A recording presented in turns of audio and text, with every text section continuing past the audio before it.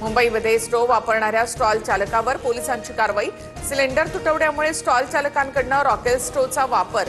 प्रभादेवीतील stall चालक मोहन मनीसिंगवर गुन्हा दाखल। मुंबईमध्ये खाऊ गल्लीमध्ये व्यावसायिक सिलेंडर अभावी स्टॉल बंद, तर पुढे कोळशाच्या शेगडीचा वापर। बुधवारपर्यंत अनेक हॉटेल्सना सुद्धा टाळं लागण्याची भीती। गॅस आणि तेलाच्या दरवाढीमुळे सर्वसामान्यांच्या खिशाला फटका। अनेक ठिकाणी नाश्त्याच्या दरामध्ये वाढ। ठाण्यामध्ये 25 रुपयाला एक वडापाव, 5 रुपयाची वाढ, तर शेगावच्या कचोरीचे दरही 2 रुपयांनी महागले। डोंबिवलीमध्ये गॅसच्या नावाखाली तिसरी सायबर फसवणूक। गॅस कनेक्शन बंद होणार सांगत 14 लाखांचा गंडा। रामनगर आणि टिळकनगर पोलीस ठाण्यात गुन्हे दाखल। धर्मस्वातंत्र्य विधेयकातून कुठल्याही धर्मावर अन्याय नाही। कुप्रथांना आळा घालण्याचा प्रयत्न। कुणीही राजकारण करू नये, मुख्यमंत्री फडणवीसांचं आवाहन।